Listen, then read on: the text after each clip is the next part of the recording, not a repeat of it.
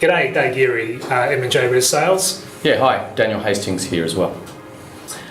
Just thought we'd talk about a couple of things that have come up on social media in the last few weeks. Agents often have their say about how things should be done and so forth, and particularly around the method of sale, which has certainly been a hot topic on the social media scope, as I say. I guess first and foremost, we're a company that tends to do the method of sale on merit. Certainly most companies have a certain way. A lot of them will be only auction, a lot of them will be only private treaty. The benefits of private treaty, probably the fact that it's not necessarily transparent.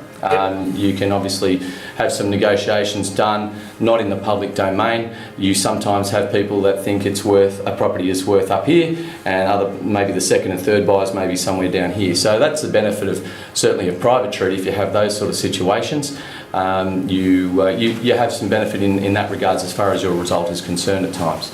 But then, of course, we've got some auction benefits as well, David. Yeah, look, auctions. So look, in MMJ Res Sales, we're equally as good or as better as anyone else in the area. Just recently, we've had about 100% success rate of all properties that we've taken under this system actually have sold, with 83% of them being sold under the hammer. All right, 8% sold pre-auction and 9% after the auction. So that's an excellent result. That auction method is very specific for specific properties, and it suits specific people as well. We understand that.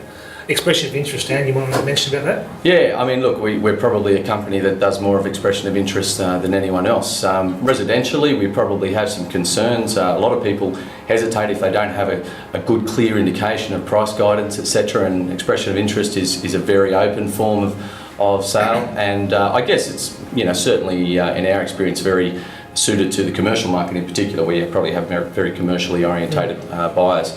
But I guess at the end of the day, the most important thing is it's horses for courses, that being the type of property that we're dealing with, and of course the type of circumstances that maybe the seller is in. And from that point of view, that's where we're finding that you have to be flexible, don't have the blinkers on too much, and certainly make sure you've got the right method for the right property. That's correct, mate. Interesting about expression of interest as well. A statistic I read in the journal recently was that 25 to 30% of all people that are looking for property actually would skip past a property that doesn't have a price. So that's an issue with expressive interest rate residentially. Very interesting. And actually, I should say too, with our auctions, we tend to, unless instructed otherwise, we'll always put an advertised guidance as well, just to help overcome those sort of concerns too. Yeah, and look, I have to say there is a lid for every pot, there is, and there's a method for every property and person in the marketplace. So choosing the right method will always achieve the maximum price for our vendors. Yep. But as you say, we've had really good success with our auction campaigns, and just going on a slight segue there, we have an excellent auction event, I should say, coming up on the 9th of November. A real mix of properties coming up there from a mostly residential point of view, but some development sites and some really good residential options too. So we're looking forward to perhaps talking about those results.